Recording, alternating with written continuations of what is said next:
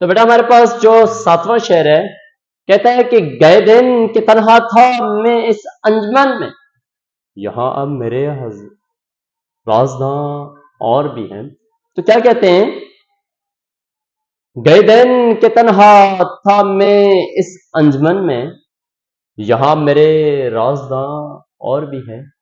اقبال اپنی افاقی سوچ جو کہ بے انتہا تصور اور شعور اور فکر والی باتیں کرتے تھے، ان باتوں کے حوالے سے میری باتوں کو کہتے ہیں کہ میری باتوں کو پہلے سمجھنے والا کوئی بھی نہیں تھا.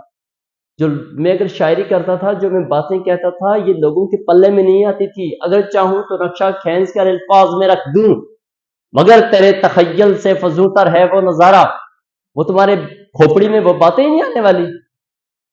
اب کہتے ہیں نہیں، اب میری باتیں لوگوں کو سمجھ آ رہی ہیں، میرے ہمراز ہو چکے ہیں، لوگوں کو میری باتوں کی سمجھ آ رہی ہے. میں کیا کہہ رہا ہوں یہ میرے محفل کے لوگ سمجھ رہے ہیں. انجمن محفل کے لیے استعمال ہے. تو کیا کہا؟ گئے دن کی طرح تھا میں اس انجمن میں. اب میرے آشنا، میرے رازدان، میری باتیں سمجھنے والے اور بھی ہیں. حقیقت میں اقبال نے سند تعالی کا استعمال کیا. ایک طرف شاعر کی اپنی شاعرانہ خوبی، صلاحیتوں کا ذکر ہے، شاعرانہ خوبیوں کا ذکر ہے، اور ساتھ اس نے کیا کہا؟ میں اس محفل میں پہلے اکیلا تھا، اب میرے نظریات، احساسات اور پیغام کو سمجھنے والے اور بھی میرے رازدار ہو چکے ہیں. تو پہلے تو یہ تنہائی کا شکوہ تھا کہ میری باتوں کو کوئی سمجھنے والا نہیں. میں جو باتیں کہتا ہوں وہ لوگوں کی کھوپڑیوں میں آتی ہی نہیں. کبھی کفر کے فتوے لگتے ہیں تو کبھی کیا تو کبھی کیا. اب لوگ میری باتوں کو سمجھنے لگ گئے کہ میں پیغام کیا دے رہا ہوں، میرا نظریہ کیا ہے، میرے افکار کیا ہے، میرے پیغامات کیا ہیں، احساسات کیا ہیں، جذبات کیا ہیں. اب تو دنیا سمجھ گئی. اور میں نے یہاں پر لکھا، پہلے اگر ہم قبل از دیکھیں تو اقبال کو ایک تنہائی کا شکوہ بھی تھا کہ وہ میری باتوں کو سمجھنے والا کوئی بھی نہیں ہے. پھر رازدانوں میں اضافہ ہو گیا ہے، اب بندے سمجھنے لگے ہیں، فکر کی قبولیت ہے. اب میرے فکر، اب میرے جو شعور ہے نا، اس میں لوگ اس کو ایڈجسٹ کر رہے ہیں، سمجھ رہے ہیں، اس کو قبول کر رہے ہیں، منظور فرما رہے ہیں.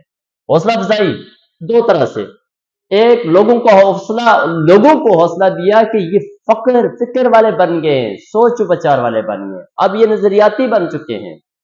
اور ایک اپنی ذات کے لیے بات کی کہ حوصلہ افزائی اپنے کہ لوگ میری بھی حوصلہ افزائی کریں، اور اپنی ذات کی بھی حوصلہ افزائی ہو رہی ہے اقبال کی. اور لوگوں کو بھی دے رہے ہیں کہ لوگ اب کیا کر رہے ہیں، باتوں کو سمجھنے والے بن گئے، نظریاتی ہوتے جا رہے ہیں، پھر انقلابی ہوتے جا رہے ہیں.